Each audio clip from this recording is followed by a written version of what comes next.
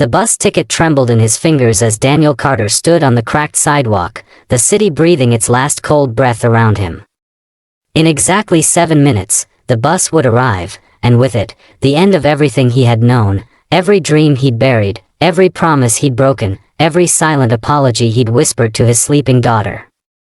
He didn't know it yet, but somewhere behind him, a black luxury car was slowing down, and the sound of its tires against the road was about to split his life into a before and an after. Daniel had once believed cities were built for people like him, hardworking, honest, willing to sacrifice sleep, pride, and even dignity for their families. But the city had chewed him up slowly, deliberately. After his wife, Emily, died during childbirth complications, the world had narrowed to one fragile heartbeat, his daughter Lily. Every decision after that was measured in school fees, medicine costs, rent deadlines, and the question of whether love alone could keep a child safe. He worked wherever hands were needed. Construction by day, warehouse shifts by night, delivery driving on weekends.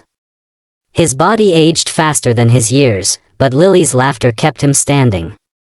Until the accident.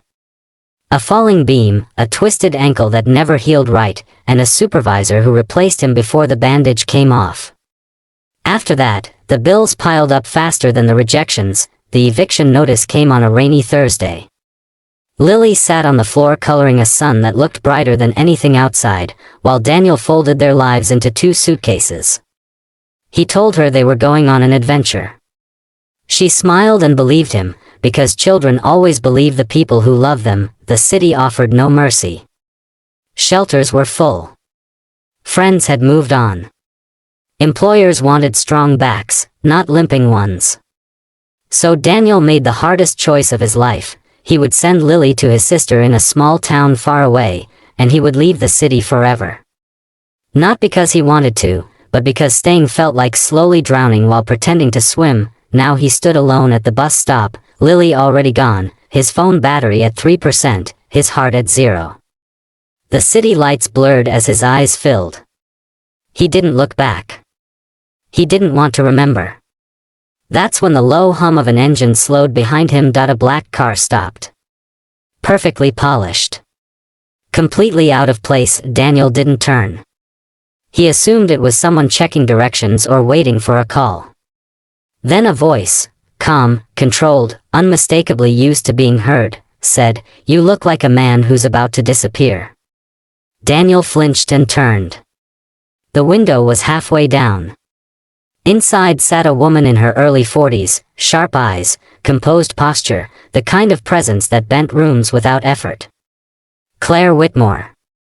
Even if he hadn't recognized her face from magazines and billboards, the quiet authority would have given her away.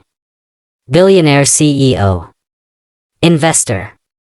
The woman whose name was whispered with both admiration and fear. "I'm fine," Daniel said automatically, pride standing up even when everything else had fallen. "No," she replied softly, studying him, "You're not.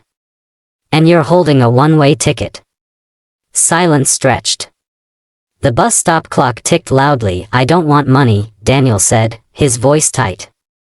"If that's what this is." Claire's gaze didn't waver.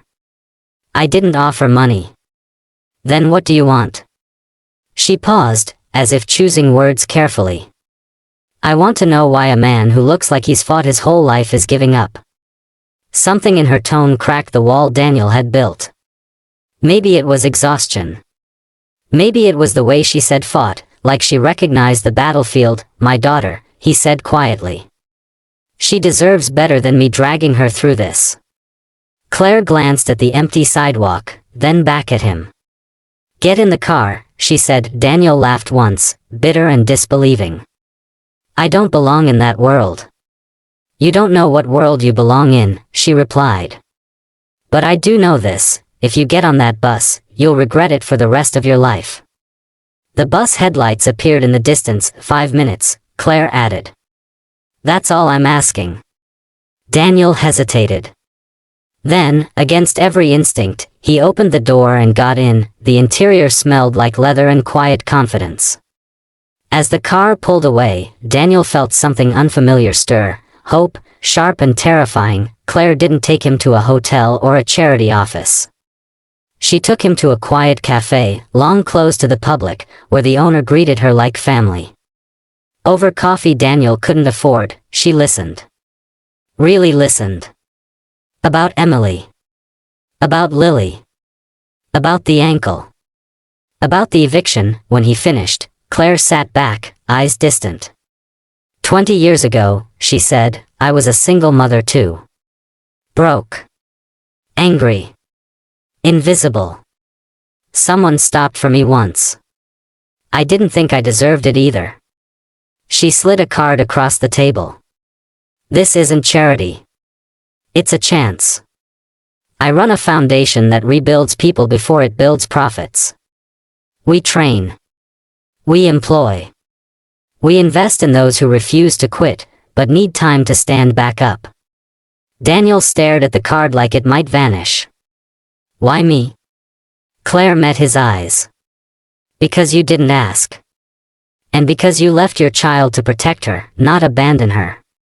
Tears fell before Daniel could stop them. That night, instead of leaving the city, Daniel slept in a small furnished apartment owned by the foundation. For the first time in months, he slept without fear. Weeks turned into months.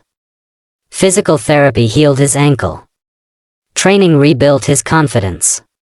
He learned logistics, management, leadership. Not because Claire pitted him, but because she demanded excellence. And Daniel delivered that. He called Lily every night. Then one day, he brought her home. Years later, Daniel stood in a glass-walled office overlooking the city that once rejected him. Below, the streets buzzed with people chasing dreams, unaware how close they were to losing them. Claire stood beside him, older now, softer around the eyes. You never did leave, she said. Daniel smiled. I just needed someone to stop the car. Outside, a man stood at a bus stop, holding a ticket with shaking hands. Daniel picked up his keys. Some stories don't end when you're about to leave. Sometimes, that's exactly where they begin.